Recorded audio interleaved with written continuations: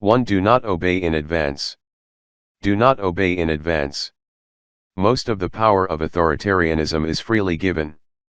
In times like these, individuals think ahead about what a more repressive government will want, and then offer themselves without being asked. A citizen who adapts in this way is teaching power what it can do. Anticipatory obedience is a political tragedy. Perhaps rulers did not initially know that citizens were willing to compromise this value or that principle. Perhaps a new regime did not at first have the direct means of influencing citizens one way or another. After the German elections of 1932, which permitted Adolf Hitler to form a government, or the Czechoslovak elections of 1946, where communists were victorious, the next crucial step was anticipatory obedience. Because enough people in both cases voluntarily extended their services to the new leaders, Nazis and communists alike realized that they could move quickly toward a full regime change. The first heedless acts of conformity could not then be reversed. In early 1938, Adolf Hitler, by then securely in power in Germany, was threatening to annex neighboring Austria. After the Austrian Chancellor conceded, it was the Austrians' anticipatory obedience that decided the fate of Austrian Jews. Local Austrian Nazis captured Jews and forced them to scrub the streets to remove symbols of independent Austria. Crucially, people who were not Nazis looked on with interest and amusement. Nazis who had kept lists of Jewish property stole what they could. Crucially, others who were not Nazis joined in the theft. As the political theorist Hannah Arendt remembered, when German troops invaded the country and Gentile neighbors started riots at Jewish homes, Austrian Jews began to commit suicide. The anticipatory obedience of Austrians in March 1938 taught the high Nazi leadership what was possible. It was in Vienna that Adolf Eichmann established the Central Office for Jewish Emigration. In November 1938, following the Austrian example of March, German Nazis organized the national pogrom known as Kristallnacht. In 1941, when Germany invaded the Soviet Union, the SS took the initiative to devise the methods of mass killing without orders to do so. They guessed what their superiors wanted and demonstrated what was possible. It was far more than Hitler had thought. At the very beginning, anticipatory obedience means adapting instinctively, without reflecting, to a new situation. Do only Germans do such things? The Yale psychologist Stanley Milgram, contemplating Nazi atrocities, wanted to show that there was a particular authoritarian personality that explained why Germans behaved as they had. He devised an experiment to test the proposition, but failed to get permission to carry it out in Germany.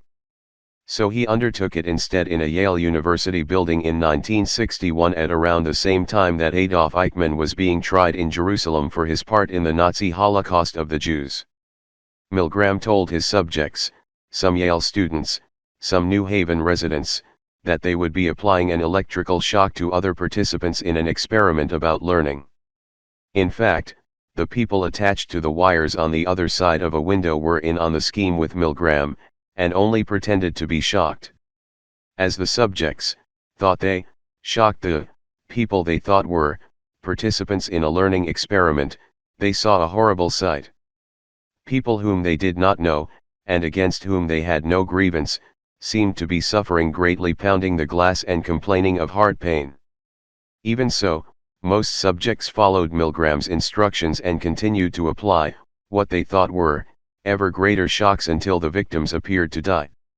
Even those who did not proceed all the way to the apparent killing of their fellow human beings left without inquiring about the health of the other participants. Milgram grasped that people are remarkably receptive to new rules in a new setting. They are surprisingly willing to harm and kill others in the service of some new purpose if they are so instructed by a new authority. I found so much obedience, Milgram remembered, that I hardly saw the need for taking the experiment to Germany. 2. Defend institutions. It is institutions that help us to preserve decency. They need our help as well. Do not speak of our institutions unless you make them yours by acting on their behalf. Institutions do not protect themselves. They fall one after the other unless each is defended from the beginning. So choose an institution you care about: a court, a newspaper, a law, a labor union, and take its side. We tend to assume that institutions will automatically maintain themselves against even the most direct attacks. This was the very mistake that some German Jews made about Hitler and the Nazis after they had formed a government. On February 2, 1933, for example, a leading newspaper for German Jews published an editorial expressing this mislaid trust. We do not subscribe to the view that Mr. Hitler and his friends, now finally in possession of the power they have so long desired, will implement the proposals circulating in Nazi newspapers. They will not suddenly deprive German Jews of their constitutional rights, nor enclose them in ghettos, nor subject them to the jealous and murderous impulses of the mob. They cannot do this because a number of crucial factors hold powers in check, and they clearly do not want to go down that road. When one acts as a European power, the whole atmosphere tends towards ethical reflection upon one's better self and away from revisiting one's earlier oppositional posture. Such was the view of many reasonable people in 1933, just as it is the view of many reasonable people now. The mistake is to assume that rulers who came to power through institutions cannot change or destroy those very institutions, even when that is exactly what they have announced that they will do. Revolutionaries sometimes do intend to destroy institutions all at once. This was the approach of the Russian Bolsheviks.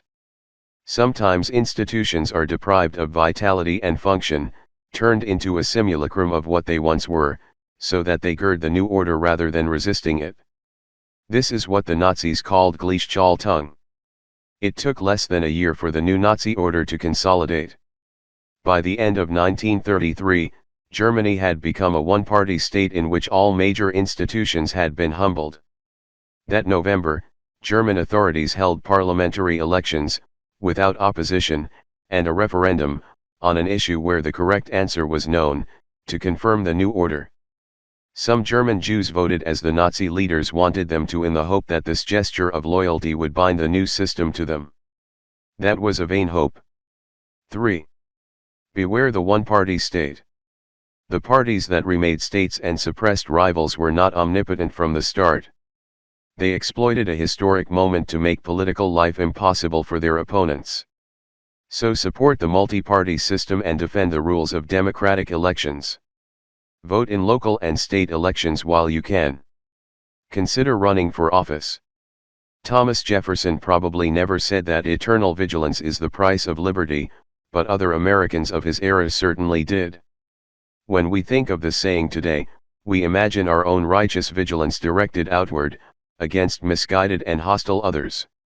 We see ourselves as a city on the hill, a stronghold of democracy, looking out for threats that come from abroad. But the sense of the saying was entirely different, that human nature is such that American democracy must be defended from Americans who would exploit its freedoms to bring about its end. The American abolitionist Wendell Phillips did in fact say that eternal vigilance is the price of liberty. He added that the manna of popular liberty must be gathered each day or it is rotten. The record of modern European democracy confirmed the wisdom of those words. The 20th century saw earnest attempts to extend the franchise and establish durable democracies. Yet the democracies that arose after the First World War, and the Second, often collapsed when a single party seized power in some combination of an election and a coup d'état. A party emboldened by a favorable election result or motivated by ideology, or both, might change the system from within. When fascists or Nazis or communists did well in elections in the 1930s or 40s, what followed was some combination of spectacle, repression, and salami tactics, slicing off layers of opposition one by one. Most people were distracted, some were imprisoned, and others were outmatched. The hero of a David Lodge novel says that you don't know, when you make love for the last time, that you are making love for the last time. Voting is like that. Some of the Germans who voted for the Nazi Party in 1932 no doubt understood that this might be the last meaningfully free election for some time, but most did not. Some of the Czechs and Slovaks who voted for the Czechoslovak Communist Party in 1946 probably realized that they were voting for the end of democracy, but most assumed they would have another chance. No doubt the Russians who voted in 1990 did not think that this would be the last free and fair election in their country's history, which, thus far, it has been. Any election can be the last, or at least the last in the lifetime of the person casting the vote. The Nazis remained in power until they lost a world war in 1945, the Czechoslovak communists until their system collapsed in 1989. The Russian oligarchy established after the 1990 elections continues to function, and promotes a foreign policy designed to destroy democracy elsewhere. Does the history of tyranny apply to the United States? Certainly the early Americans who spoke of eternal vigilance would have thought so. The logic of the system they devised was to mitigate the consequences of our real imperfections, not to celebrate our imaginary perfection. We certainly face, as did the ancient Greeks, the problem of oligarchy ever more threatening as globalization increases differences in wealth. The odd American idea that giving money to political campaigns is free speech means that the very rich have far more speech, and so in effect far more voting power, than other citizens. We believe that we have checks and balances, but have rarely faced a situation like the present, when the less popular of the two parties controls every lever of power at the federal level, as well as the majority of state houses. The party that exercises such control proposes few policies that are popular with the society at large, and several that are generally unpopular and thus must either fear democracy or weaken it. Another early American proverb held that where annual elections end, tyranny begins. Will we in retrospect see the elections of 2016 much as Russians see the elections of 1990, or Czechs the elections of 1946, or Germans the elections of 1932? This, for now, depends upon us. Much needs to be done to fix the gerrymandered system so that each citizen has one equal vote, and so that each vote can be simply counted by a fellow citizen. We need paper ballots, because they cannot be tampered with remotely and can always be recounted. This sort of work can be done at the local and state levels. We can be sure that the elections of 2018, assuming they take place, will be a test of American traditions. So there is much to do in the meantime. 4. Take responsibility for the face of the world. The symbols of today enable the reality of tomorrow. Notice the swastikas and the other signs of hate. Do not look away, and do not get used to them. Remove them yourself and set an example for others to do so.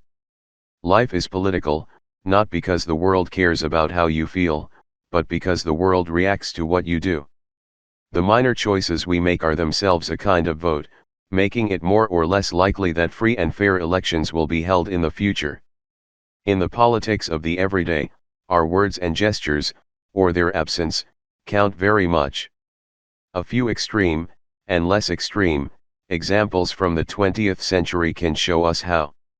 In the Soviet Union under the rule of Joseph Stalin, prosperous farmers were portrayed on propaganda posters as pigs, a dehumanization that in a rural setting clearly suggests slaughter. This was in the early 1930s, as the Soviet state tried to master the countryside and extract capital for crash industrialization. The peasants who had more land or livestock than others were the first to lose what they had. A neighbor portrayed as a pig is someone whose land you can take. But those who followed the symbolic logic became victims in their turn.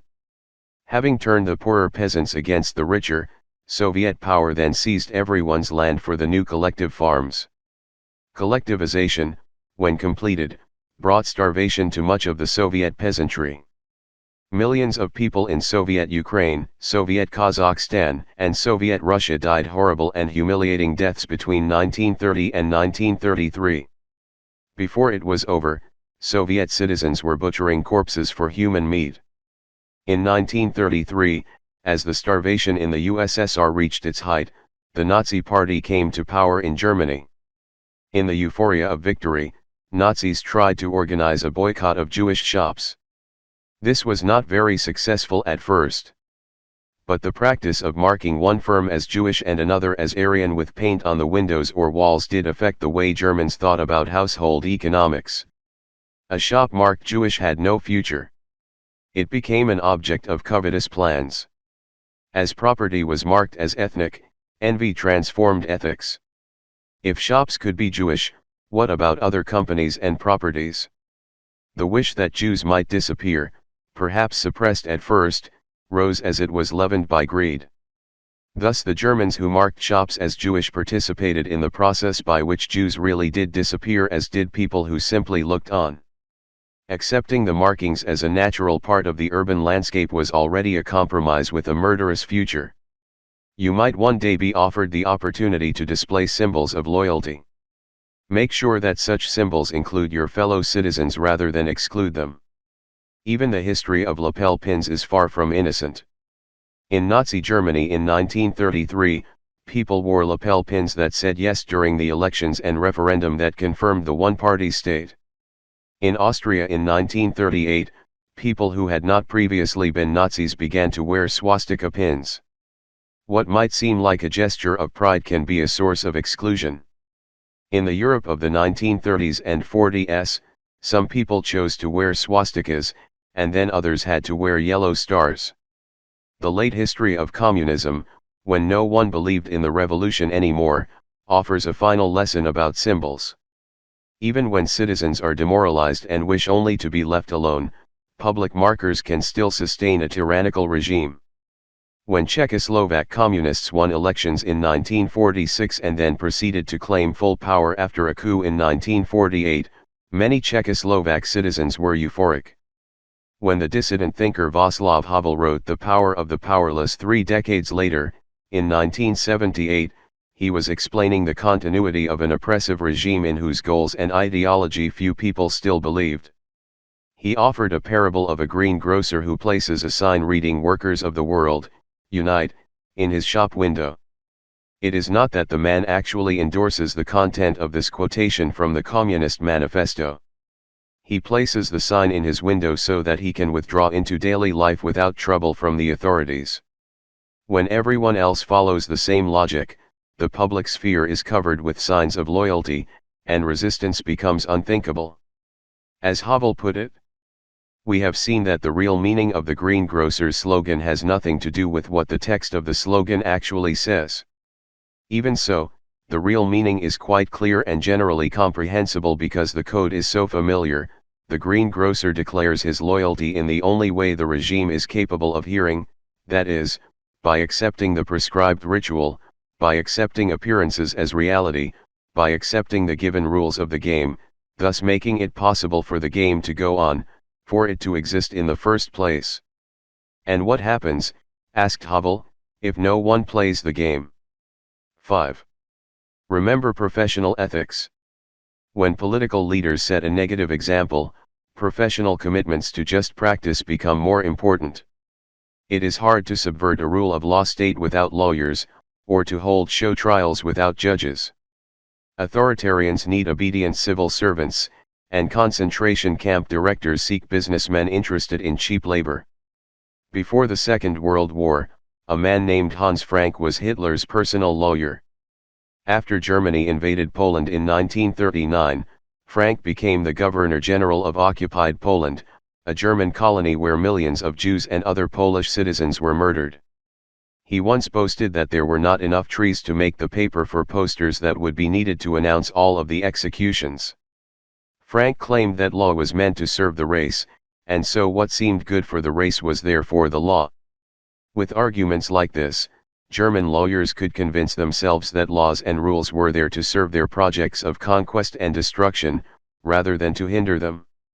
The man Hitler chose to oversee the annexation of Austria, Arthur Seyss-Inquart, was a lawyer who later ran the occupation of the Netherlands. Lawyers were vastly overrepresented among the commanders of the Einsatzgruppen, the special task forces who carried out the mass murder of Jews, Gypsies, Polish elites, communists, the handicapped, and others. German, and other, physicians took part in ghastly medical experiments in the concentration camps. Businessmen from I.G. Farben and other German firms exploited the labor of concentration camp inmates, Jews in ghettos, and prisoners of war. Civil servants, from ministers down to secretaries, oversaw and recorded it all. If lawyers had followed the norm of no execution without trial, if doctors had accepted the rule of no surgery without consent, if businessmen had endorsed the prohibition of slavery, if bureaucrats had refused to handle paperwork involving murder, then the Nazi regime would have been much harder pressed to carry out the atrocities by which we remember it. Professions can create forms of ethical conversation that are impossible between a lonely individual and a distant government. If members of professions think of themselves as groups with common interests, with norms and rules that oblige them at all times, then they can gain confidence and indeed a certain kind of power. Professional ethics must guide us precisely when we are told that the situation is exceptional. Then there is no such thing as just following orders. If members of the professions confuse their specific ethics with the emotions of the moment, however, they can find themselves saying and doing things that they might previously have thought unimaginable. 6. Be wary of paramilitaries. When the men with guns who have always claimed to be against the system start wearing uniforms and marching with torches and pictures of a leader, the end is nigh. When the pro-leader paramilitary and the official police and military intermingle, the end has come. Most governments, most of the time, seek to monopolize violence. If only the government can legitimately use force, and this use is constrained by law, then the forms of politics that we take for granted become possible. It is impossible to carry out democratic elections, try cases at court, design and enforce laws, or indeed manage any of the other quiet business of government when agencies beyond the state also have access to violence. For just this reason, people and parties who wish to undermine democracy and the rule of law create and fund violent organizations that involve themselves in politics. Such groups can take the form of a paramilitary wing of a political party, the personal bodyguard of a particular politician, or apparently spontaneous citizens' initiatives, which usually turn out to have been organized by a party or its leader. Armed groups first degrade a political order, and then transform it. Violent right-wing groups, such as the Iron Guard in interwar Romania or the Arrow Cross in interwar Hungary, intimidated their rivals. Nazi stormtroopers began as a security detail clearing the halls of Hitler's opponents during his rallies. As paramilitaries known as the SA and the SS, they created a climate of fear that helped the Nazi Party in the parliamentary elections of 1932 and 1933. In Austria in 1938 it was the local SA that quickly took advantage of the absence of the usual local authority to loot, beat, and humiliate Jews, thereby changing the rules of politics and preparing the way for the Nazi takeover of the country. It was the SS that ran the German concentration camps, lawless zones where ordinary rules did not apply. During the Second World War, the SS extended the lawlessness it had pioneered in the camps to whole European countries under German occupation. The SS began as an organization outside the law, became an organization that transcended the law, and ended up as an organization that undid the law. Because the American federal government uses mercenaries in warfare and American state governments pay corporations to run prisons, the use of violence in the United States is already highly privatized. What is novel is a president who wishes to maintain, while in office, a personal security force which during his campaign used force against dissenters. As a candidate, the president ordered a private security detail to clear opponents from rallies, but also encouraged the audience itself to remove people who expressed different opinions. A protester would first be greeted with boos, then with frenetic cries of USA, and then be forced to leave the rally. At one campaign rally the candidate said, "There's a remnant left over. Maybe get the remnant out. Get the remnant out." The crowd, taking its cue, then tried to root out other people who might be dissenters, all the while crying USA. The candidate interjected, "Isn't this more fun than a regular boring rally? To me, it's fun." This kind of mob violence was meant to transform the political atmosphere, and it did. For violence to transform not just the atmosphere but also the system, the emotions of rallies and the ideology of exclusion have to be incorporated into the training of armed guards. These first challenge the police and military, then penetrate the police and military, and finally transform the police and military. 7. Be reflective if you must be armed. If you carry a weapon in public service, may God bless you and keep you. But know that evils of the past involved policemen and soldiers finding themselves, one day, doing irregular things. Be ready to say no. Authoritarian regimes usually include a special riot police force whose task is to disperse citizens who seek to protest, and a secret state police force whose assignments include the murder of dissenters or others designated as enemies. And indeed we find forces of the latter kind deeply involved in the great atrocities of the 20th century, such as the Great Terror in the Soviet Union of 1937–38 and the Holocaust of European Jews perpetrated by Nazi Germany in 1941–45. Yet we make a great mistake if we imagine that the Soviet NKVD or the Nazi SS acted without support. Without the assistance of regular police forces, and sometimes regular soldiers, they could not have killed on such a large scale. In the Great Terror in the Soviet Union, NKVD officers recorded 682,691 executions of supposed enemies of the state, most of them peasants or members of national minorities. Perhaps no organ of violence has ever been more centralized or better organized than the NKVD of those years. A small number of men carried out the neck shots, which meant that certain NKVD officers had thousands of political murders on their consciences. Even so, they could not possibly have carried out this campaign without the assistance of local police forces, legal professionals, and civil servants throughout the Soviet Union. The Great Terror took place during a state of exception that required all policemen to subordinate themselves to the NKVD and its special tasks. The policemen were not the principal perpetrators, but they provided the indispensable manpower. When we think of the Nazi Holocaust of the Jews, we imagine Auschwitz and mechanized impersonal death. This was a convenient way for Germans to remember the Holocaust, since they could claim that few of them had known exactly what had happened behind those gates. In fact, the Holocaust began not in the death facilities, but over shooting pits in Eastern Europe. And indeed some of the commanders of the Einsatzgruppen, the German task forces that perpetrated some of the murders, were tried at Nuremberg and later in West German courts. But even these trials were a kind of minimization of the scale of the crime. Not the SS commanders alone, but essentially all of the thousands of men who served under their command were murderers. And this was just the beginning. Every large-scale shooting action of the Holocaust, more than 33,000 Jews murdered outside Kiev, more than 28,000 outside Riga, and on, involved the regular German police. All in all, regular policemen murdered more Jews than the Einsatzgruppen. Many of them had no special preparation for this task. They found themselves in an unknown land, they had their orders, and they did not want to look weak.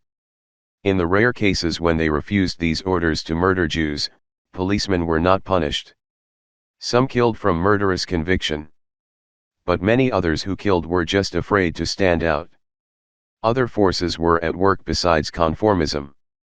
But without the conformists, the great atrocities would have been impossible. 8. Stand out. Someone has to. It is easy to follow along. It can feel strange to do or say something different. But without that unease, there is no freedom. Remember Rosa Parks. The moment you set an example, the spell of the status quo is broken, and others will follow.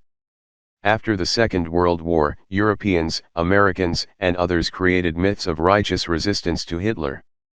In the 1930s, however, the dominant attitudes had been accommodation and admiration. By 1940 most Europeans had made their peace with the seemingly irresistible power of Nazi Germany. Influential Americans such as Charles Lindbergh opposed war with the Nazis under the slogan America First. It is those who were considered exceptional, eccentric, or even insane in their own time, those who did not change when the world around them did, whom we remember and admire today.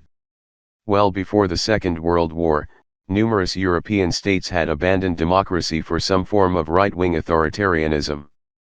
Italy became the first fascist state in 1922, and was a military ally of Germany.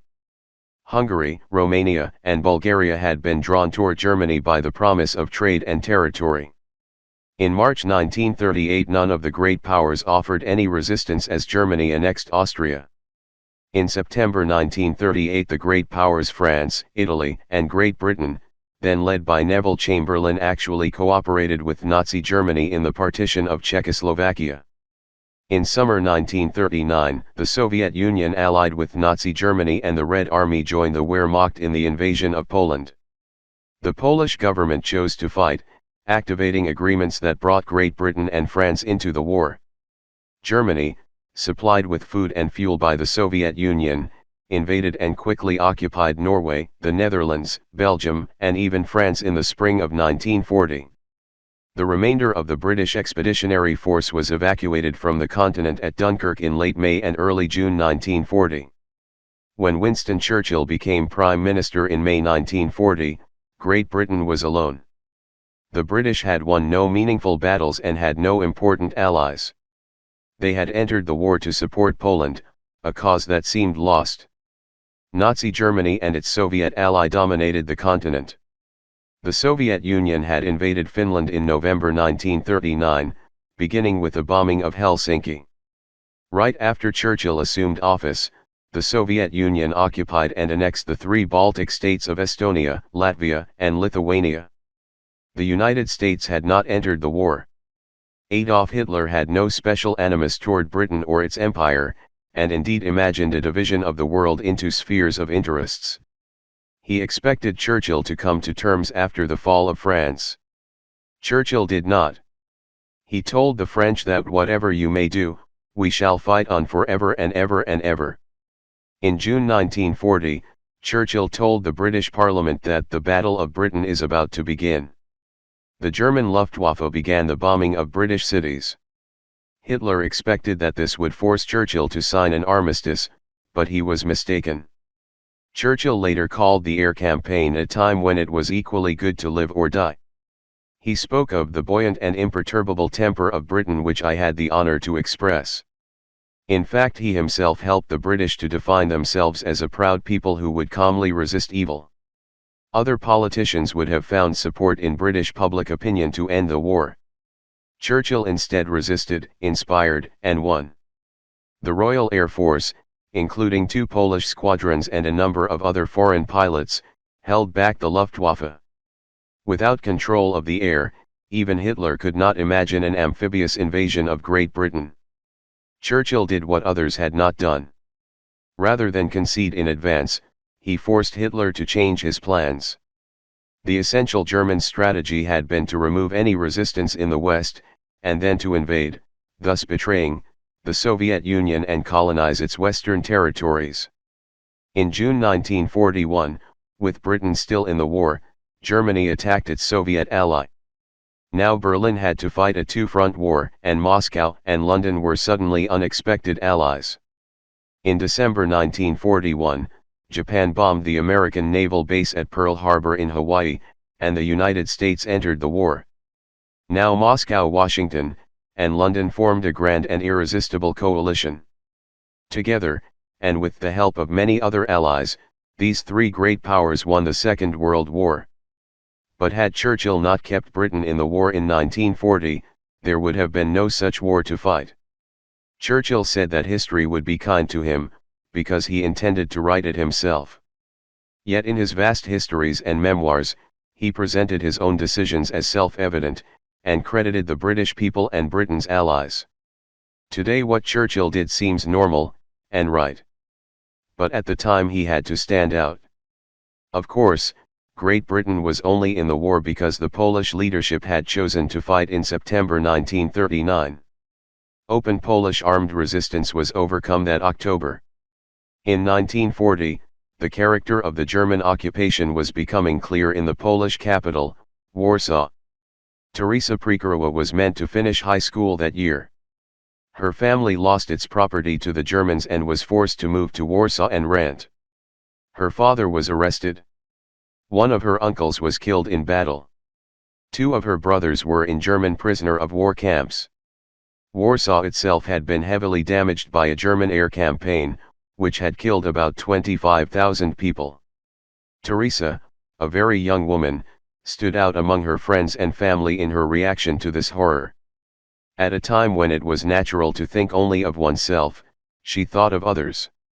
In late 1940, the Germans began to establish ghettos in the part of Poland under their control. That October, the Jews of Warsaw and the surrounding region were required to move to a certain district of the city.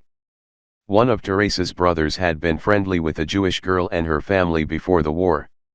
Teresa now observed that people quietly allowed their Jewish friends to slip away from their lives. Without telling her family, and at great risk to herself, Teresa chose to enter the Warsaw Ghetto a dozen times in late 1940, bringing food and medicine to Jews she knew and Jews she did not. By the end of the year she had persuaded her brother's friend to escape the ghetto. In 1942 Teresa helped the girl's parents and brother to escape. That summer in the Warsaw Ghetto, the Germans carried out what they called the Great Action, deporting some 265,040 Jews to the death factory at Treblinka to be murdered and killing another 10,380 Jews in the ghetto itself. Teresa saved a family from certain death. Teresa Prekarowa later became a historian of the Holocaust, writing about the Warsaw Ghetto and about others who helped to aid Jews. But she preferred not to write about herself. When, much later, she was asked to speak about her own life, she called her actions normal.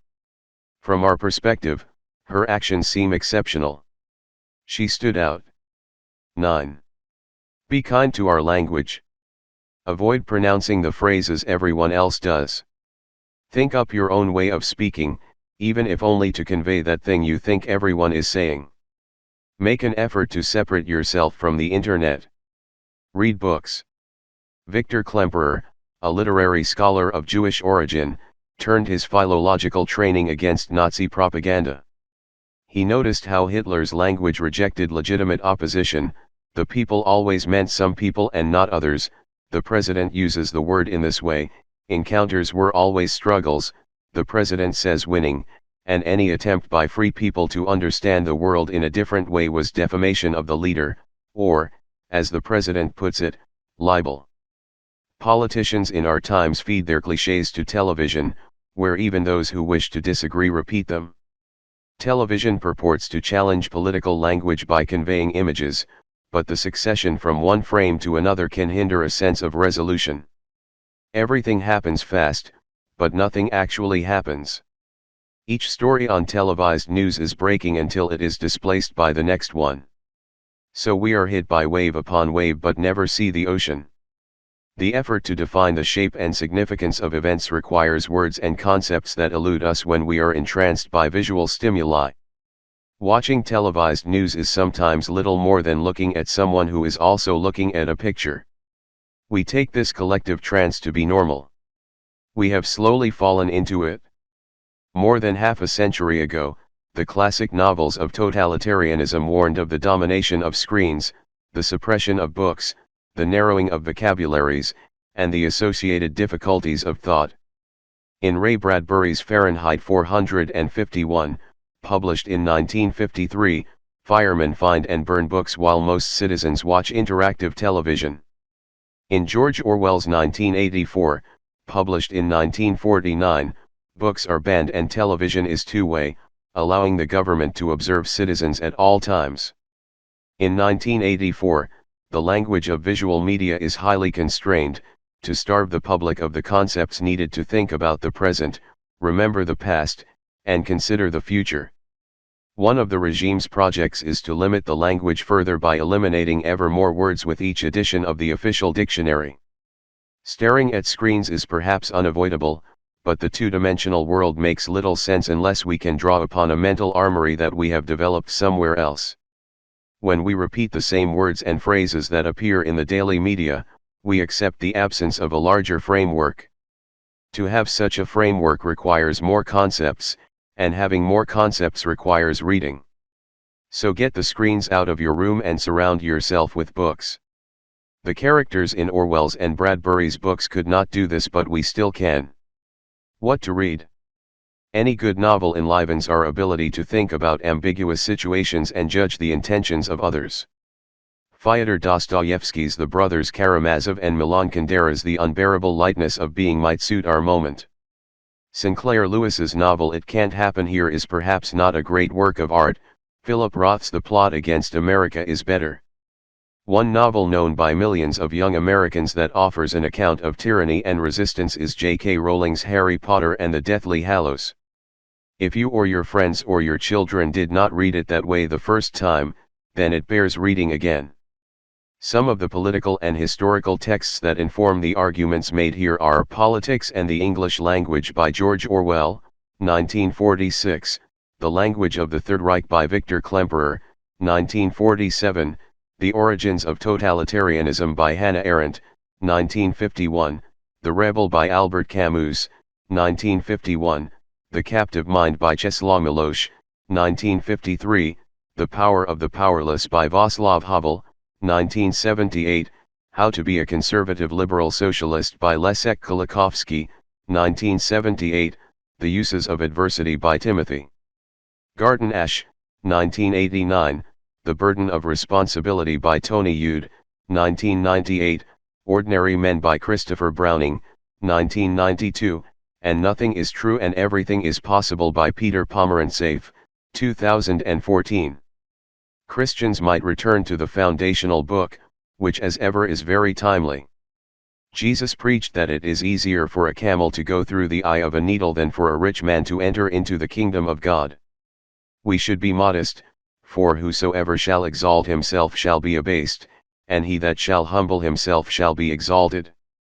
And of course we must be concerned with what is true and what is false, and ye shall know the truth, and the truth shall make you free.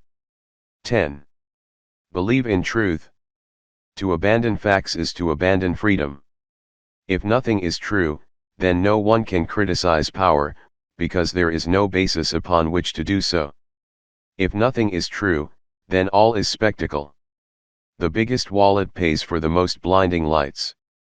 You submit to tyranny when you renounce the difference between what you want to hear and what is actually the case. This renunciation of reality can feel natural and pleasant, but the result is your demise as an individual and thus the collapse of any political system that depends upon individualism.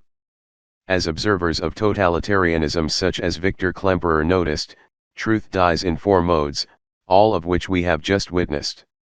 The first mode is the open hostility to verifiable reality, which takes the form of presenting inventions and lies as if they were facts.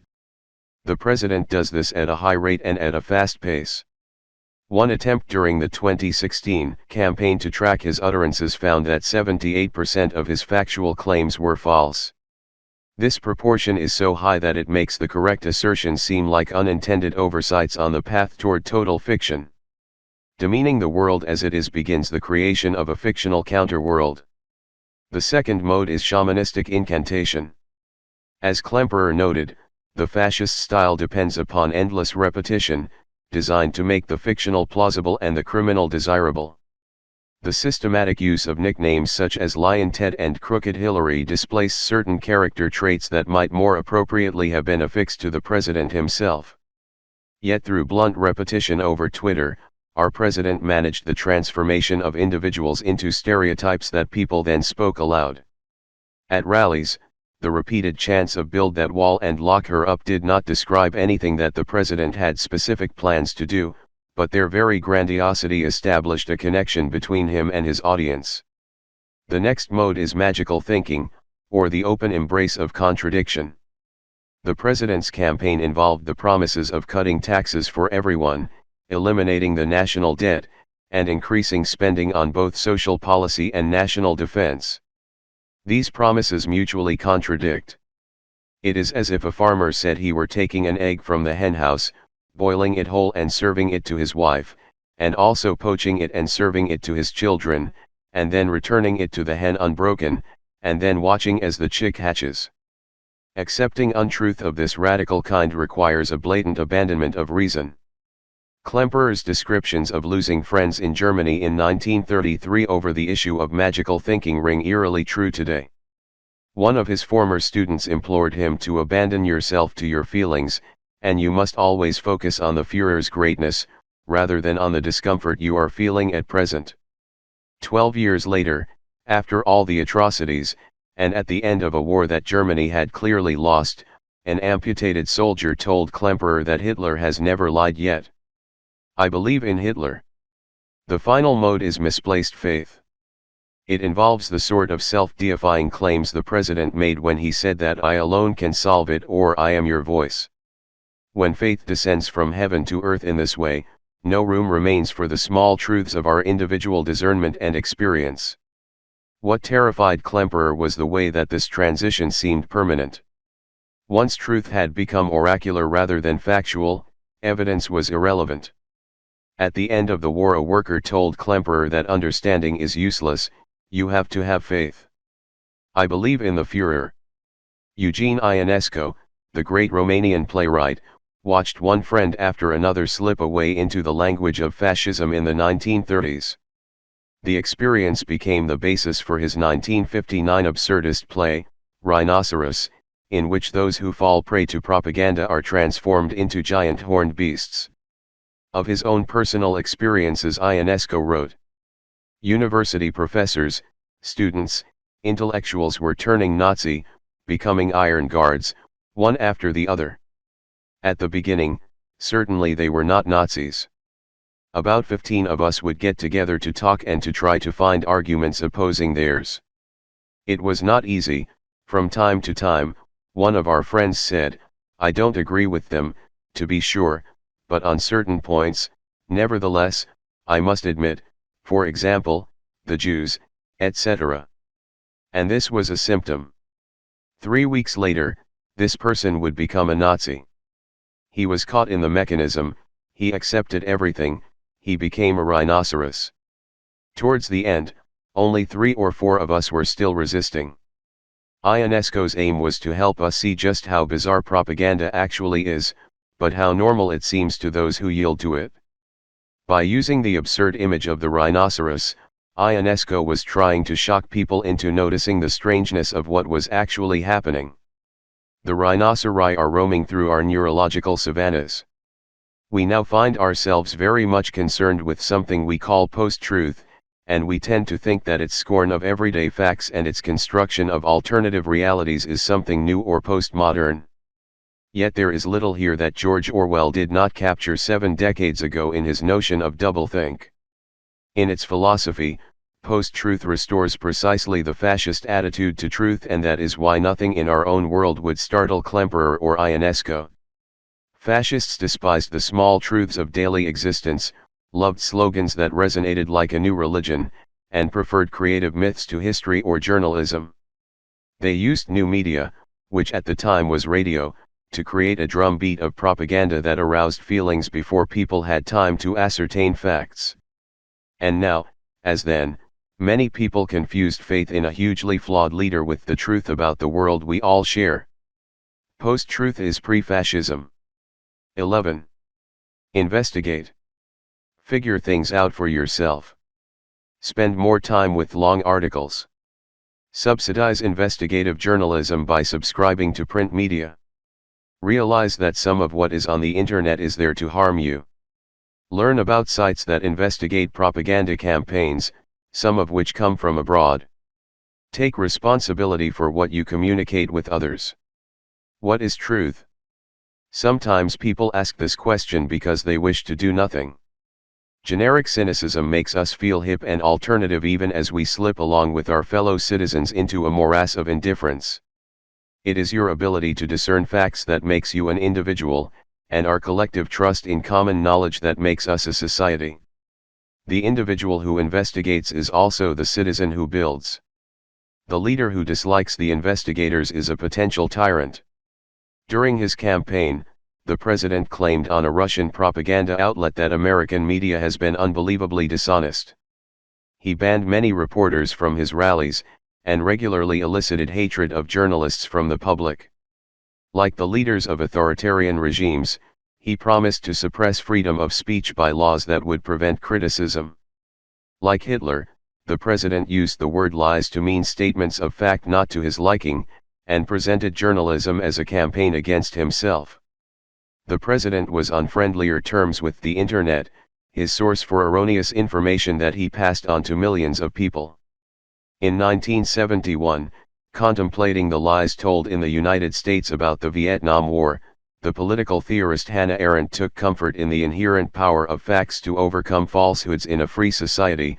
Under normal circumstances, the liar is defeated by reality, for which there is no substitute.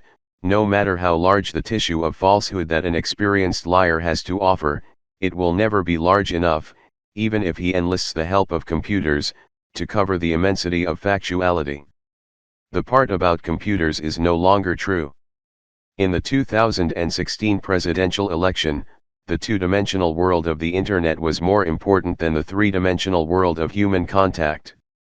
People going door to door to canvass encountered the surprised blinking of American citizens who realized that they would have to talk about politics with a flesh and blood human being rather than having their views affirmed by their Facebook feeds. Within the two-dimensional internet world, new collectivities have arisen, invisible by the light of day, tribes with distinct worldviews, beholden to manipulations. And yes, there is a conspiracy that you can find online. It is the one to keep you online, looking for conspiracies. We need print journalists so that stories can develop on the page and in our minds. What does it mean, for example, that the president says that women belong at home, that pregnancy is an inconvenience, that mothers do not give 100% at work, that women should be punished for having abortions, that women are slobs, pigs, or dogs, and that it is permissible to sexually assault them? What does it mean that 6 of the president's companies have gone bankrupt, and that the president's enterprises have been financed by mysterious infusions of cash from entities in Russia and Kazakhstan? We can learn these things on various media. When we learn them from a screen, however, we tend to be drawn in by the logic of spectacle. When we learn of one scandal, it whets our appetite for the next. Once we subliminally accept that we are watching a reality show rather than thinking about real life, no image can actually hurt the president politically. Reality television must become more dramatic with each episode.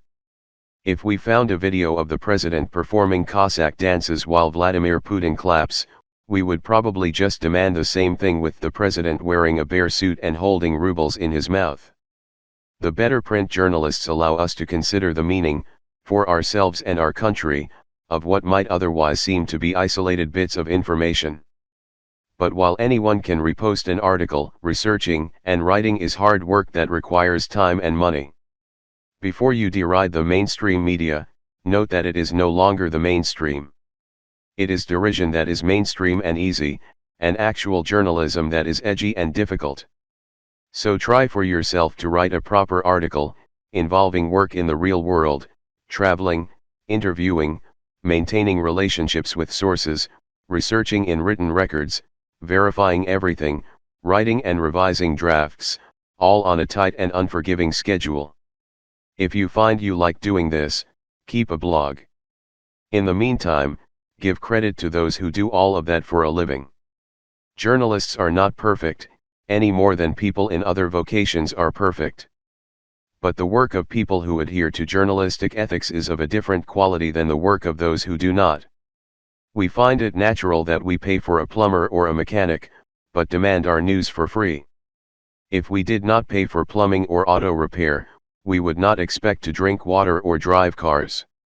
Why then should we form our political judgment on the basis of zero investment? We get what we pay for. If we do pursue the facts, the internet gives us enviable power to convey them. The authorities cited here had nothing of the kind. Leszek Kolakowski, the great Polish philosopher and historian from whom this book takes its epigraph, lost his chair at Warsaw University for speaking out against the communist regime, and could not publish. The first quotation in this book, from Hannah Arendt, came from a pamphlet entitled We Refugees, a miraculous achievement written by someone who had escaped a murderous Nazi regime. A brilliant mind like Victor Klemperer, much admired today, is remembered only because he stubbornly kept a hidden diary under Nazi rule. For him it was sustenance. My diary was my balancing pole, without which I would have fallen down 1,000 times. Václav Havel, the most important thinker among the communist dissidents of the 1970s, dedicated his most important essay, The Power of the Powerless, to a philosopher who died shortly after interrogation by the Czechoslovak Communist secret police. In communist Czechoslovakia, this pamphlet had to be circulated illegally, in a few copies, as what East Europeans at the time, following the Russian dissidents, called samizdat. If the main pillar of the system is living a lie, wrote Havel, then it is not surprising that the fundamental threat to it is living in truth. Since in the age of the internet we are all publishers, each of us bears some private responsibility for the public's sense of truth. If we are serious about seeking the facts, we can each make a small revolution in the way the internet works. If you are verifying information for yourself, you will not send on fake news to others. If you choose to follow reporters whom you have reason to trust, you can also transmit what they have learned to others. If you retweet only the work of humans who have followed journalistic protocols, you are less likely to debase your brain interacting with bots and trolls. We do not see the minds that we hurt when we publish falsehoods, but that does not mean we do no harm. Think of driving a car. We may not see the other driver, but we know not to run into his car. We know that the damage will be mutual. We protect the other person without seeing him, dozens of times every day. Likewise, although we may not see the other person in front of his or her computer, we have our share of responsibility for what he or she is reading there. If we can avoid doing violence to the minds of unseen others on the internet, others will learn to do the same. And then perhaps our internet traffic will cease to look like one great, bloody accident. 12. Make eye contact and small talk. This is not just polite. It is part of being a citizen and a responsible member of society. It is also a way to stay in touch with your surroundings, break down social barriers, and understand whom you should and should not trust. If we enter a culture of denunciation, you will want to know the psychological landscape of your daily life. Tyrannical regimes arose at different times and places in the Europe of the 20th century, but memoirs of their victims all share a single tender moment. Whether the recollection is of fascist Italy in the 1920s, of Nazi Germany of the 1930s, of the Soviet Union during the Great Terror of 1937–38, or of the purges in communist Eastern Europe in the 1940s and 50s, people who were living in fear of repression remembered how their neighbors treated them. A smile, a handshake, or a word of greeting, banal gestures in a normal situation took on great significance. When friends, colleagues, and acquaintances looked away or crossed the street to avoid contact, fear grew. You might not be sure, today or tomorrow, who feels threatened in the United States. But if you affirm everyone, you can be sure that certain people will feel better. In the most dangerous of times, those who escape and survive generally know people whom they can trust. Having old friends is the politics of last resort. And making new ones is the first step toward change. 13. Practice corporeal politics. Power wants your body softening in your chair and your emotions dissipating on the screen. Get outside. Put your body in unfamiliar places with unfamiliar people. Make new friends and march with them. For resistance to succeed, two boundaries must be crossed. First, ideas about change must engage people of various backgrounds who do not agree about everything. Second, people must find themselves in places that are not their homes, and among groups who were not previously their friends. Protest can be organized through social media, but nothing is real that does not end on the streets. If tyrants feel no consequences for their actions in the three-dimensional world, nothing will change. The one example of successful resistance to communism was the Solidarity labor movement in Poland in 1980–81, a coalition of workers and professionals, elements of the Roman Catholic Church, and secular groups. Its leaders had learned hard lessons under communism. In 1968, the regime mobilized workers against students who protested. In 1970, when a strike in Gdansk on the Baltic coast was bloodily suppressed, it was the workers' turn to feel isolated. In 1976, however, intellectuals and professionals formed a group to assist workers who had been abused by the government. These were people from both the right and the left, believers and atheists, who created trust among workers, people whom they would not otherwise have met. When Polish workers on the Baltic coast went on strike again in 1980, they were joined by lawyers, scholars, and others who helped them make their case. The result was the creation of a free labor union, as well as government guarantees to observe human rights. During the 16 months that solidarity was legal, 10 million people joined, and countless new friendships were created amid strikes, marches, and demonstrations. The Polish communist regime put down the movement with martial law in 1981. Yet 8 years later, in 1989, when they needed negotiating partners, the communists had to turn to solidarity. The labor union insisted on elections, which it then won.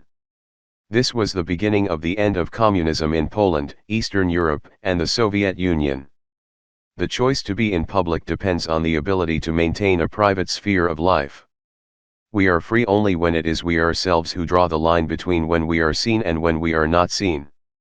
14. Establish a private life. Nastier rulers will use what they know about you to push you around. Scrub your computer of malware on a regular basis. Remember that email is skywriting. Consider using alternative forms of the internet, or simply using it less. Have personal exchanges in person. For the same reason, resolve any legal trouble. Tyrants seek the hook on which to hang you. Try not to have hooks. What the great political thinker Hannah Arendt meant by totalitarianism was not an all-powerful state, but the erasure of the difference between private and public life. We are free only insofar as we exercise control over what people know about us, and in what circumstances they come to know it. During the campaign of 2016, we took a step toward totalitarianism without even noticing by accepting as normal the violation of electronic privacy.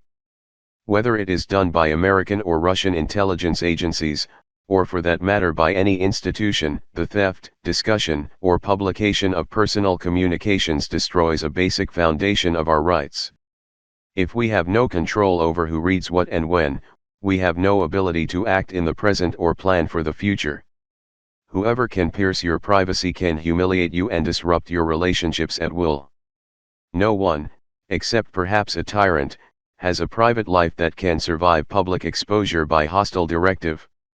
The timed email bombs of the 2016 presidential campaign were also a powerful form of disinformation. Words written in one situation make sense only in that context. The very act of removing them from their historical moment and dropping them in another is an act of falsification.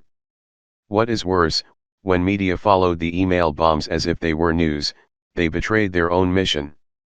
Few journalists made an effort to explain why people said or wrote the things they did at the time. Meanwhile, in transmitting the privacy violations as news, the media allowed themselves to be distracted from the actual events of the day. Rather than reporting the violation of basic rights, our media generally preferred to mindlessly indulge the inherently salacious interest we have in other people's affairs. Our appetite for the secret, thought Arendt, is dangerously political. Totalitarianism removes the difference between private and public not just to make individuals unfree, but also to draw the whole society away from normal politics and toward conspiracy theories. Rather than defining facts or generating interpretations, we are seduced by the notion of hidden realities and dark conspiracies that explain everything. As we learned from these email bombs, this mechanism works even when what is revealed is of no interest. The revelation of what was once confidential becomes the story itself. It is striking that news media are much worse at this than, say, fashion or sports reporters.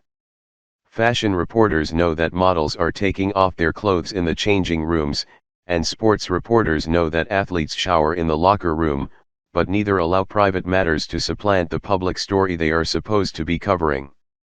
When we take an active interest in matters of doubtful relevance at moments that are chosen by tyrants and spooks, we participate in the demolition of our own political order. To be sure, we might feel that we are doing nothing more than going along with everyone else. This is true, and it is what Arendt described as the devolution of a society into a mob. We can try to solve this problem individually, by securing our own computers. We can also try to solve it collectively, by supporting, for example, organizations that are concerned with human rights. 15. Contribute to good causes. Be active in organizations, political or not, that express your own view of life. Pick a charity or two and set up autopay. Then you will have made a free choice that supports civil society and helps others to do good. It is gratifying to know that, whatever the course of events, you are helping others to do good. Many of us can afford to support some part of the vast network of charities that one of our former presidents called 1,000 points of light. Those points of light are best seen, like stars at dusk, against a darkening sky. When Americans think of freedom, we usually imagine a contest between a lone individual and a powerful government. We tend to conclude that the individual should be empowered and the government kept at bay. This is all well and good. But one element of freedom is the choice of associates, and one defense of freedom is the activity of groups to sustain their members. This is why we should engage in activities that are of interest to us, our friends, our families. These need not be expressly political. Václav Havel, the Czech dissident thinker, gave the example of brewing good beer. Insofar as we take pride in these activities, and come to know others who do so as well, we are creating civil society. Sharing in an undertaking teaches us that we can trust people beyond a narrow circle of friends and families, and helps us to recognize authorities from whom we can learn.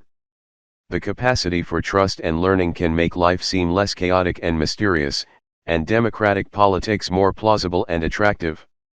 The anti-communist dissidents of Eastern Europe, facing a situation more extreme than ours, recognized the seemingly non-political activity of civil society as an expression and a safeguard of freedom. They were right. In the 20th century, all the major enemies of freedom were hostile to non-governmental organizations, charities, and the like. Communists required all such groups to be officially registered and transformed them into institutions of control. Fascists created what they called a corporatist system, in which every human activity had its proper place, subordinated to the party state. Today's authoritarians, in India, Turkey, Russia, are also highly allergic to the idea of free associations and non-governmental organizations. 16. Learn from peers in other countries. Keep up your friendships abroad, or make new friends in other countries. The present difficulties in the United States are an element of a larger trend. And no country is going to find a solution by itself. Make sure you and your family have passports. In the year before the president was elected, American journalists were often mistaken about his campaign. As he surmounted barrier after barrier and accumulated victory after victory, our commentariat assured us that at the next stage he would be stopped by one fine American institution or another. There was, meanwhile, one group of observers who took a different position, East Europeans and those who study Eastern Europe. To them, much about the president's campaign was familiar, and the final outcome was no surprise. Ukrainian and Russian journalists who sniffed the air in the Midwest said more realistic things than American pollsters who had built careers on understanding the politics of their own country. To Ukrainians, Americans seemed comically slow to react to the obvious threats of cyberwar and fake news. When Russian propaganda made Ukraine a target in 2013, young Ukrainian journalists and others reacted immediately, decisively, and sometimes humorously with campaigns to expose disinformation. Russia deployed many of the same techniques against Ukraine that it later used against the United States while invading Ukraine. When Russian media falsely claimed in 2014 that Ukrainian troops crucified a small boy, the Ukrainian response was rapid and effective, at least within Ukraine itself. When Russian media spread the story in 2016 that Hillary Clinton was ill because she mentioned an article on decision fatigue, which is not an illness, in an email, the story was spread by Americans. The Ukrainians won, and the Americans lost, in the sense that Russia failed to get the regime it wanted in its neighbor, but did see its preferred candidate triumph in the United States. This should give us pause. History, which for a time seemed to be running from west to east, now seems to be moving from east to west. Everything that happens here seems to happen there first. The fact that most Americans do not have passports has become a problem for American democracy. Sometimes Americans say that they do not need travel documents, because they prefer to die defending freedom in America. These are fine words, but they miss an important point. The fight will be a long one. Even if it does require sacrifice, it first demands sustained attention to the world around us, so that we know what we are resisting, and how best to do so. So having a passport is not a sign of surrender. On the contrary, it is liberating, since it creates the possibility of new experiences. It allows us to see how other people, sometimes wiser than we, react to similar problems. Since so much of what has happened in the last year is familiar to the rest of the world or from recent history, we must observe and listen. 17. Listen for dangerous words. Be alert to the use of the words extremism and terrorism. Be alive to the fatal notions of emergency and exception. Be angry about the treacherous use of patriotic vocabulary. The most intelligent of the Nazis, the legal theorist Carl Schmitt, explained in clear language the essence of fascist governance. The way to destroy all rules, he explained, was to focus on the idea of the exception. A Nazi leader outmaneuvers his opponents by manufacturing a general conviction that the present moment is exceptional, and then transforming that state of exception into a permanent emergency. Citizens then trade real freedom for fake safety. When politicians today invoke terrorism, they are speaking, of course, of an actual danger. But when they try to train us to surrender freedom in the name of safety, we should be on our guard. There is no necessary trade-off between the two. Sometimes we do indeed gain one by losing the other, and sometimes not. People who assure you that you can only gain security at the price of liberty usually want to deny you both. You can certainly concede freedom without becoming more secure. The feeling of submission to authority might be comforting, but it is not the same thing as actual safety. Likewise, gaining a bit of freedom may be unnerving, but this momentary unease is not dangerous. It is easy to imagine situations where we sacrifice both freedom and safety at the same time, when we enter an abusive relationship or vote for a fascist. Similarly, it is none too difficult to imagine choices that increase both freedom and safety, like leaving an abusive relationship or emigrating from a fascist state. It is the government's job to increase both freedom and security. Extremism certainly sounds bad, and governments often try to make it sound worse by using the word terrorism in the same sentence. But the word has little meaning. There is no doctrine called extremism. When tyrants speak of extremists, they just mean people who are not in the mainstream, as the tyrants themselves are defining that mainstream at that particular moment. Dissidents of the 20th century, whether they were resisting fascism or communism, were called extremists. Modern authoritarian regimes, such as Russia, use laws on extremism to punish those who criticize their policies. In this way, the notion of extremism comes to mean virtually everything except what is, in fact, extreme: tyranny. 18. Be calm when the unthinkable arrives. Modern tyranny is terror management. When the terrorist attack comes, remember that authoritarians exploit such events in order to consolidate power. The sudden disaster that requires the end of checks and balances, the dissolution of opposition parties, the suspension of freedom of expression, the right to a fair trial, and so on, is the oldest trick in the Hitlerian book. Do not fall for it. The Reichstag fire was the moment when Hitler's government, which came to power mainly through democratic means, became the menacingly permanent Nazi regime. It is the archetype of terror management. On February 27, 1933, at about 9 p.m., the building housing the German parliament, the Reichstag, began to burn. Who set the fire that night in Berlin? We don't know, and it doesn't really matter. What matters is that this spectacular act of terror initiated the politics of emergency. Gazing with pleasure at the flames that night, Hitler said, "This fire is just the beginning." Whether or not the Nazis set the fire, Hitler saw the political opportunity. There will be no mercy now.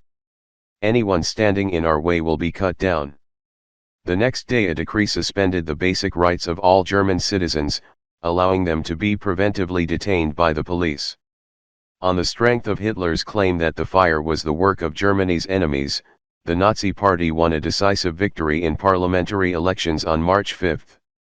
The police and the Nazi paramilitaries began to round up members of left-wing political parties and place them in improvised concentration camps. On March 23 the new parliament passed an enabling act, which allowed Hitler to rule by decree. Germany then remained in a state of emergency for the next 12 years, until the end of the Second World War. Hitler had used an act of terror, an event of limited inherent significance, to institute a regime of terror that killed millions of people and changed the world. The authoritarians of today are also terror managers, and if anything they are rather more creative. Consider the current Russian regime, so admired by the president.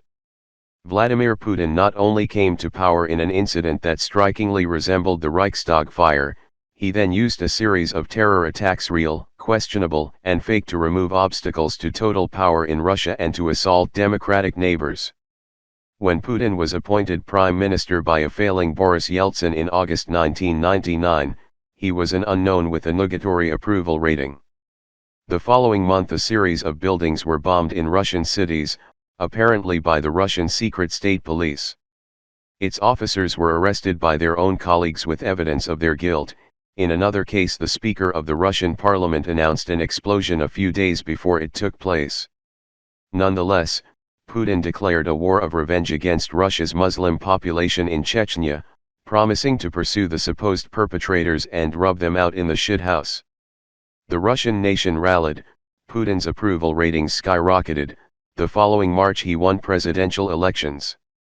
In 2002, after Russian security forces killed scores of Russian civilians while suppressing a real terrorist attack at a Moscow theater, Putin exploited the occasion to seize control of private television. After a school in Beslan was besieged by terrorists in 2004, in strange circumstances that suggested a provocation, Putin did away with the position of elected regional governors. Thus Putin's rise to power and his elimination of two major institutions, private television and elected regional governorships, were enabled by the management of real, fake, and questionable terrorism. After Putin returned to the presidency in 2012, Russia introduced terror management into its foreign policy. In its invasion of Ukraine in 2014, Russia transformed units of its own regular army into a terrorist force, removing insignia from uniforms and denying all responsibility for the dreadful suffering they inflicted. In the campaign for the Donbas region of southeastern Ukraine, Russia deployed Chechen irregulars and sent units of its regular army based in Muslim regions to join the invasion. Russia also tried, but failed, to hack the 2014 Ukrainian presidential election. In April 2015, Russian hackers took over the transmission of a French television station, pretended to be ISIS, and then broadcast material designed to terrorize France. Russia impersonated a cyber caliphate so that the French would fear terror more than they already did. The aim was presumably to drive voters to the far-right National Front, a party financially supported by Russia. After 130 people were killed and 368 injured in the terrorist attack on Paris of November 2015, the founder of a think tank close to the Kremlin rejoiced that terrorism would drive Europe toward fascism and Russia. Both fake and real Islamic terrorism in Western Europe, in other words, were thought to be in the Russian interest. In early 2016, Russia manufactured a moment of fake terror in Germany. While bombing Syrian civilians and thus driving Muslim refugees to Europe, Russia exploited a family drama to instruct Germans that Muslims were rapists of children. The aim, again, seems to have been to destabilize a democratic system and promote the parties of the extreme right. The previous September, the German government had announced that it would take 500,000 refugees from the war in Syria. Russia then began a bombing campaign in Syria that targeted civilians. Having provided the refugees, Russia then supplied the narrative. In January 2016, the Russian mass media spread a story that a girl of Russian origin in Germany who had momentarily gone missing had been serially raped by Muslim immigrants. With suspicious alacrity, right-wing organizations in Germany organized protests against the government. When the local police informed the population that no such rape had taken place, Russian media accused them of a cover-up. Even Russian diplomats joined the spectacle. When the American president and his national security advisor speak of fighting terrorism alongside Russia, what they are proposing to the American people is terror management, the exploitation of real, dubious, and simulated terror attacks to bring down democracy. The Russian recap of the first telephone call between the president and Vladimir Putin is telling. The two men shared the opinion that it is necessary to join forces against the common enemy number one, international terrorism and extremism. For tyrants, the lesson of the Reichstag fire is that one moment of shock enables an eternity of submission. For us, the lesson is that our natural fear and grief must not enable the destruction of our institutions. Courage does not mean not fearing, or not grieving. It does mean recognizing and resisting terror management right away, from the moment of the attack, precisely when it seems most difficult to do so. James Madison nicely made the point that tyranny arises on some favorable emergency. After the Reichstag fire, Hannah Arendt wrote that I was no longer of the opinion that one can simply be a bystander. 19. Be a patriot. Set a good example of what America means for the generations to come. They will need it. What is patriotism? Let us begin with what patriotism is not. It is not patriotic to dodge the draft and to mock war heroes and their families. It is not patriotic to discriminate against active duty members of the armed forces in one's companies, or to campaign to keep disabled veterans away from one's property.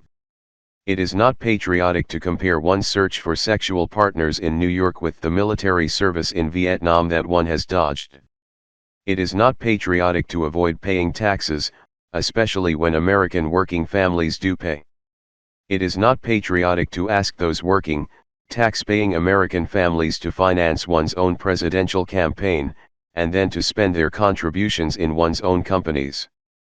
It is not patriotic to admire foreign dictators.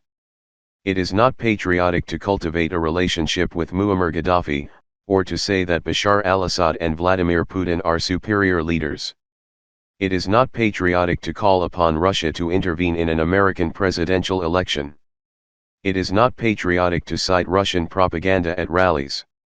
It is not patriotic to share an advisor with Russian oligarchs. It is not patriotic to solicit foreign policy advice from someone who owns shares in a Russian energy company. It is not patriotic to read a foreign policy speech written by someone on the payroll of a Russian energy company. It is not patriotic to appoint a national security advisor who has taken money from a Russian propaganda organ. It is not patriotic to appoint as Secretary of State an oil man with Russian financial interests who is the director of a Russian-American energy company and has received the Order of Friendship from Putin. The point is not that Russia and America must be enemies. The point is that patriotism involves serving your own country. The president is a nationalist, which is not at all the same thing as a patriot. A nationalist encourages us to be our worst, and then tells us that we are the best. A nationalist, although endlessly brooding on power, victory, defeat, revenge, wrote Orwell, tends to be uninterested in what happens in the real world. Nationalism is relativist, since the only truth is the resentment we feel when we contemplate others. As the novelist Danilo Kiss put it, nationalism has no universal values, aesthetic or ethical. A patriot, by contrast, wants the nation to live up to its ideals, which means asking us to be our best selves. A patriot must be concerned with the real world, which is the only place where his country can be loved and sustained. A patriot has universal values, standards by which he judges his nation, always wishing it well and wishing that it would do better. Democracy failed in Europe in the 1920s, 30s, and 40s, and it is failing not only in much of Europe but in many parts of the world today. It is that history and experience that reveals to us the dark range of our possible futures. A nationalist will say that it can't happen here, which is the first step toward disaster. A patriot says that it could happen here, but that we will stop it. 20. Be as courageous as you can. If none of us is prepared to die for freedom, then all of us will die under tyranny. In Shakespeare's drama Hamlet, the hero is a virtuous man who is rightly shocked by the abrupt rise of an evil ruler. Haunted by visions, overcome by nightmares, lonely and estranged, he feels that he must reconstruct his sense of time.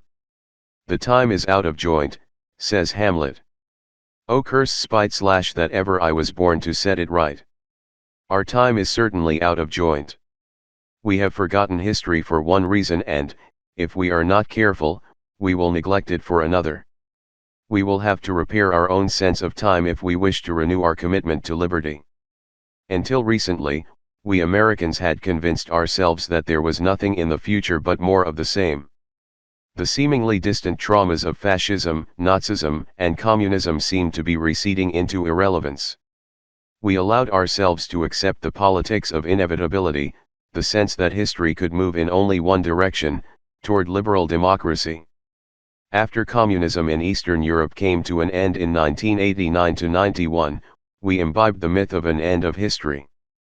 In doing so, we lowered our defenses, constrained our imagination, and opened the way for precisely the kinds of regimes we told ourselves could never return. To be sure, the politics of inevitability seem at first glance to be a kind of history. Inevitability politicians do not deny that there is a past, a present, and a future. They even allow for the colorful variety of the distant past. Yet they portray the present simply as a step toward a future that we already know, one of expanding globalization, deepening reason, and growing prosperity. This is what is called a teleology, a narration of time that leads toward a certain, usually desirable, goal. Communism also offered a teleology, promising an inevitable socialist utopia. When that story was shattered a quarter century ago, we drew the wrong conclusion.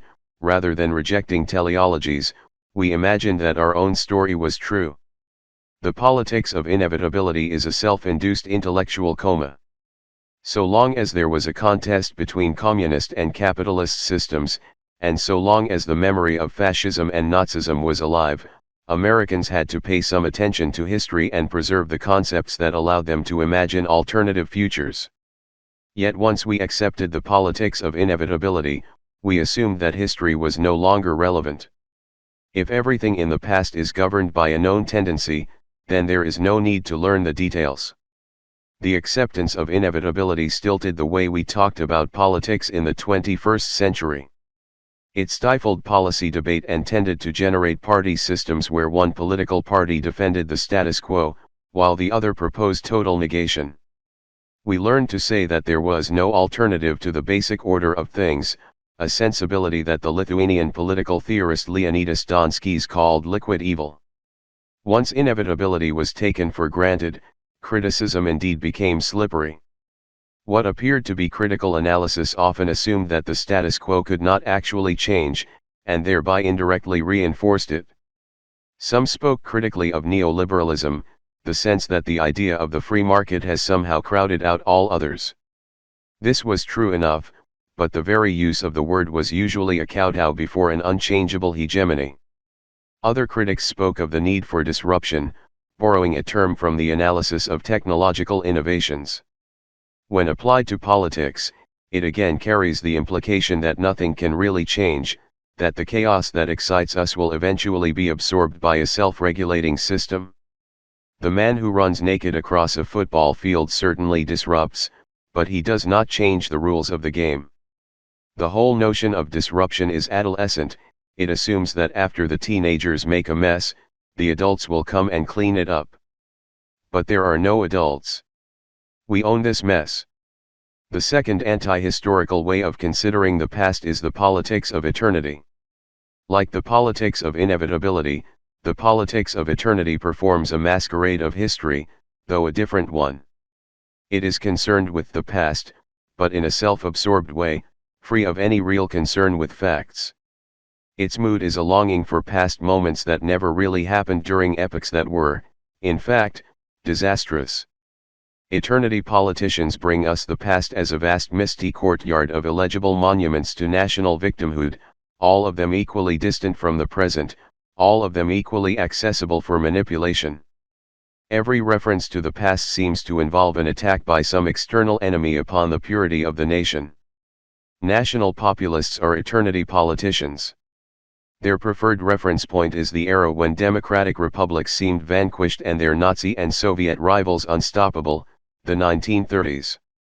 Those who advocated Brexit, the departure of the United Kingdom from the European Union, imagined a British nation-state, though such a thing never existed. There was a British Empire, and then there was Britain as a member of the European Union. The move to separate from the EU is not a step backward onto firm ground, but a leap into the unknown. Eerily, when judges said that a parliamentary vote was required for Brexit, a British tabloid called them enemies of the people, a Stalinist term from the show trials of the 1930s. The National Front in France urges voters to reject Europe in the name of an imaginary pre-war French nation-state. But France, like Britain, has never existed without either an empire or a European project. Leaders of Russia, Poland, and Hungary alike make similar gestures toward a glowing image of the 1930s. In his 2016 campaign, the American president used the slogan "America First," which is the name of a committee that sought to prevent the United States from opposing Nazi Germany. The president's strategic advisor promises policies that will be as exciting as the 1930s. When exactly was the "again" in the president's slogan "Make America Great Again"? Hint, it is the same again that we find in "Never Again." The president himself has described the regime change in the style of the 1930s as the solution to the problems of the present. You know what solves it? When the economy crashes, when the country goes to total hell and everything is a disaster. What we need, he thinks, are riots to go back to where we used to be when we were great. In the politics of eternity, the seduction by a mythicized past prevents us from thinking about possible futures. The habit of dwelling on victimhood dulls the impulse of self-correction. Since the nation is defined by its inherent virtue rather than by its future potential, politics becomes a discussion of good and evil rather than a discussion of possible solutions to real problems. Since the crisis is permanent, the sense of emergency is always present. Planning for the future seems impossible or even disloyal. How can we even think of reform when the enemy is always at the gate? If the politics of inevitability is like a coma, the politics of eternity is like hypnosis. We stare at the spinning vortex of cyclical myth until we fall into a trance, and then we do something shocking at someone else's orders. The danger we now face is of a passage from the politics of inevitability to the politics of eternity, from a naive and flawed sort of democratic republic to a confused and cynical sort of fascist oligarchy. The politics of inevitability is terribly vulnerable to the kind of shock it has just received. When something shatters the myth, when our time falls out of joint, we scramble to find some other way to organize what we experience. The path of least resistance leads directly from inevitability to eternity. If you once believed that everything always turns out well in the end, you can be persuaded that nothing turns out well in the end. If you once did nothing because you thought progress is inevitable, then you can continue to do nothing because you think time moves in repeating cycles. Both of these positions, inevitability and eternity, are anti-historical. The only thing that stands between them is history itself. History allows us to see patterns and make judgments. It sketches for us the structures within which we can seek freedom. It reveals moments, each one of them different, none entirely unique.